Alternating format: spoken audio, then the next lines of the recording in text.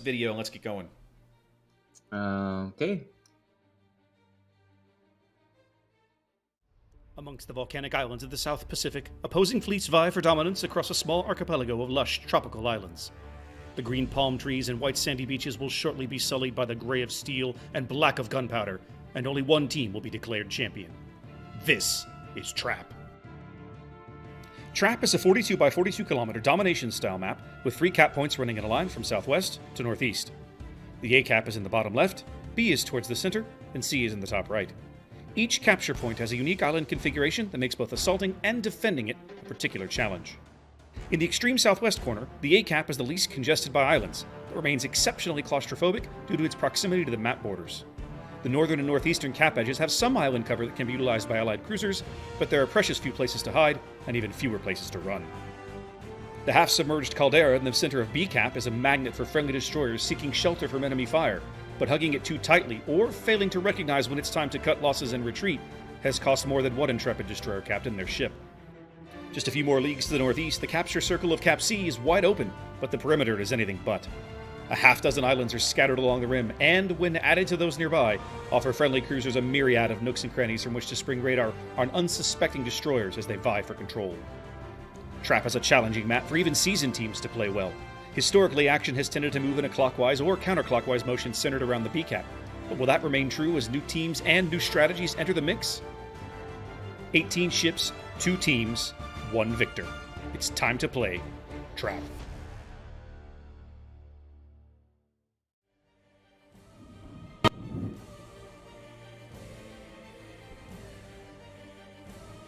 Okay, well, so on the pink side of things, we got Midway double Yamato this time, so deciding that they want the power of the battleship there. Des Moines Hindenburg, interesting choice. Moskva and double Stalingrad, and then we've gone down to 1 destroyer. Indeed, well, and it looks as if the same lineup, yes indeed, TASH has stuck with the exact same lineup that worked for them in Game 1. They are just going to roll with it. And apparently my chat mod didn't take, so that's irritating. Sure. Well, I mean, it makes sense, though. Like, why, change something if it was clearly working before? Well, sometimes teams will change things based on maps just because, well, they want to change things because the map's changing.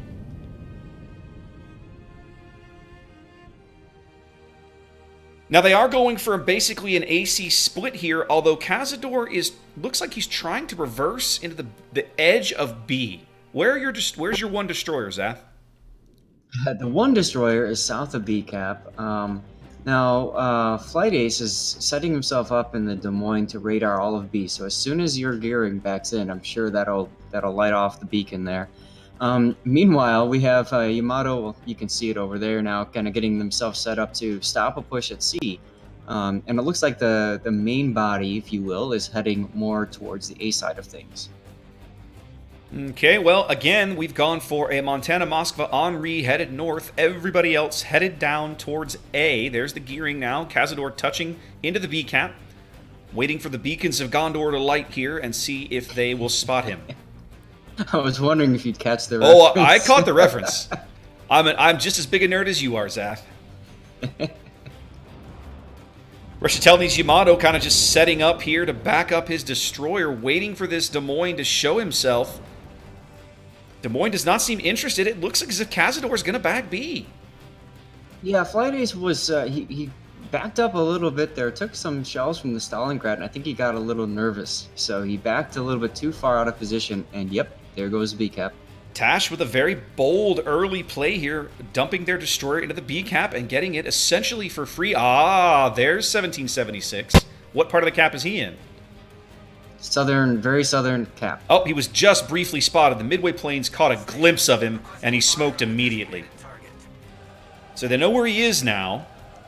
It looks as... Yep, there's torpedoes going through where Cazador was. He's now back out of the cap, of course. Now, he's turning to get onto the cap again. I don't know about this. I think I would let him have it at this point. If it were me, I think I would take the gearing and send him to A. Try to block the Stalingrad new model that you know are coming. That's true. Well, maybe. I don't know. Either that... Okay, again, so we've traded the B cap now because there's Cazador back onto the cap. I'm still waiting for this Des Moines radar. Now this is interesting. The Yamato has now been rotated back into B cap, so it looks like they've decided they don't want to have as much of a stall group anymore. As HMS Antelope is now kind of broadside, took us some salvos, but still survived. One thing I want to comment on too is Commodore in the Midway. I don't know, didn't seem to really. He had a beautiful opportunity to drop on the Henri, but instead he just chose to circle around him endlessly until his planes died. Well, the Henri Moskva Montana trio has now bagged C as they start to kind of wrap through that cap. Now, the Henri is way out in front. And Cazador, I'm surprised that 1776 gave up the cap that easily, but he did. As now, Glorious Union of Tashkent Captains goes up 2 caps. Well, like you had mentioned about rotating to A, 1776 is doing just that. Although he's rotating in a reverse area, he's going behind the Stalingrad and Yamato, when I would expect him to go in front of them to help screen for torps and provide some smoke and stuff.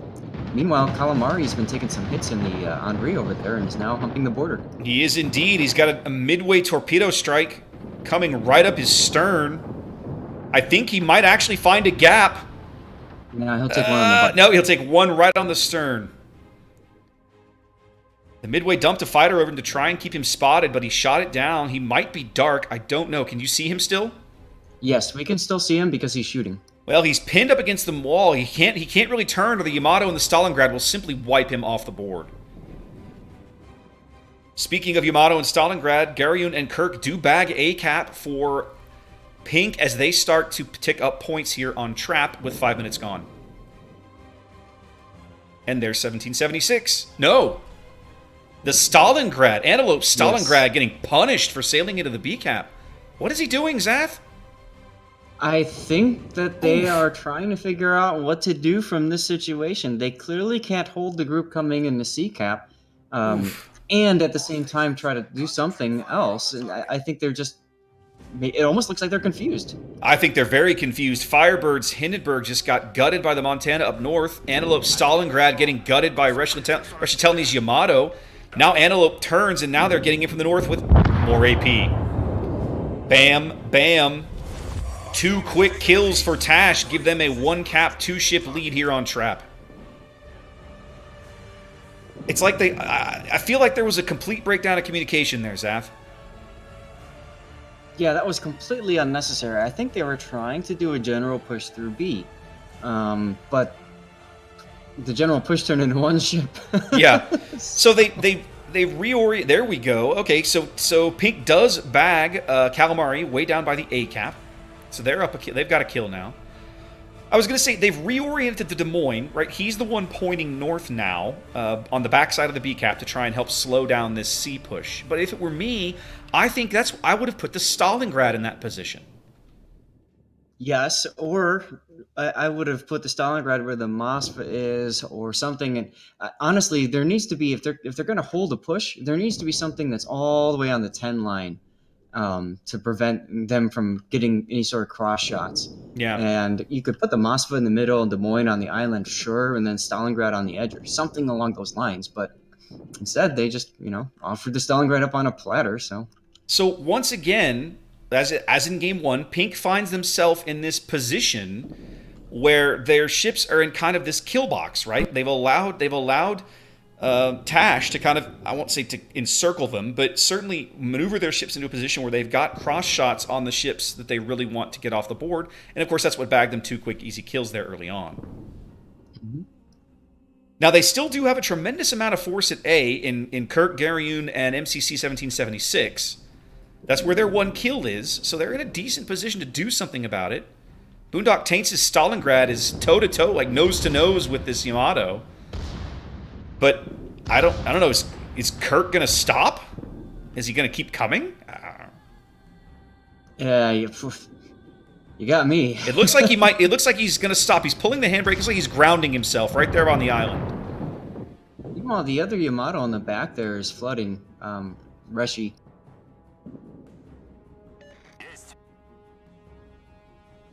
Looks like he just put it out or it expired. I did see some long-range gearing torps come through earlier. Midway torp strike now coming in on Stalingrad. And also Yamato salvo, but that's going to come in two behind. There it is. Yamato salvo is actually on the gearing. Now, this is actually a really good midway drop, in my opinion, because it forced Boondock to move up. They miss him, but I think Reshetelny's Yamato's going to eat 2 or 3 of these.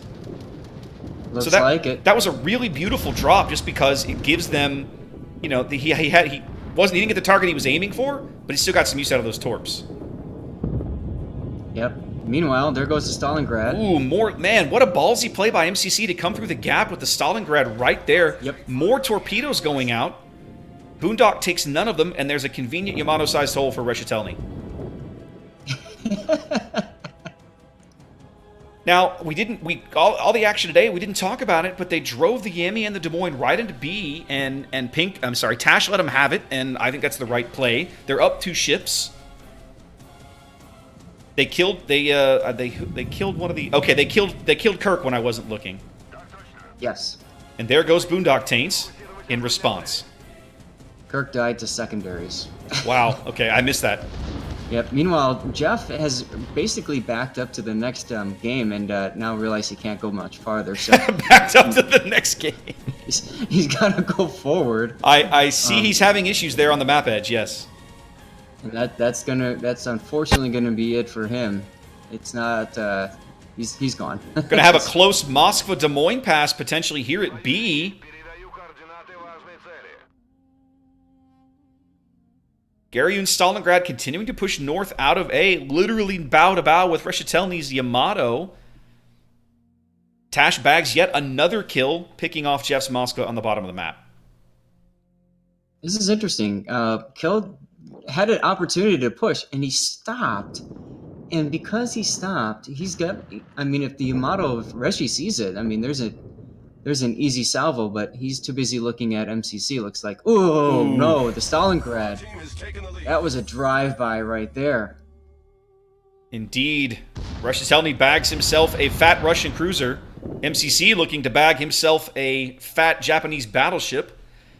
And Addison Wang's Midway has been just having these beautiful torpedo drops on this poor Pink Yamato sitting in the B cap. Pink down 3 ships, up a cap, but about to lose another ship as this Yamato is bound to go out right here. On 140 HP, and there he goes. Yep. And we saw that last week, too, with mistakes by players just being out on their own and just getting farmed by carriers. Oh, here comes Kill Ace. Flight Ace trying to get a flanking shot on this Moskva before his buddy to the south wipes him out. Sketch deals Henri trying to protect his teammate. Oh, and it's mutual annihilation here outside of BCAP. Very definition of trade. Just as in game 1, all over but the crying here, the Midway, the last surviving ship for Pink, now toe-to-toe with Reshetelny's Yamato in the A-cap. I was really impressed with TASH's positioning choices in this game, Zath. They really understood when to push through a side or when to lean on a team, when to lean on these weak positions that Pink had found themselves in. And I really think whatever that miscommunication was at B really cost them huge. They lost 2 cruisers just very quickly right there early in the game. Absolutely. Lot of things interesting here. So 2 games now we've seen TASH play a very aggressive game, right? They go for both flanks, they grab a flank, they secure it, and they move on. Whereas it felt like Pink in both games said, well, we'll see where they go, and then we'll try to do something based off of that. And I mean, we've done that before in Supremacy. It kind of works, but really it doesn't. You know, you want to have a good objective in your mind of where you're trying to, you know, what you want to accomplish with your ships. Yeah, Pink's their game plan just felt very reactive, whereas TASH's plan felt much more aggressive, like you mentioned, kind of aggressive and very proactive, like we're going to get here and do this. And I think that's kind of the thing, right? Like you want to have a plan that forces your opponent to react, but it from the outside looking in, it didn't feel like Pink had a really solid strategy of what order they wanted to do things in.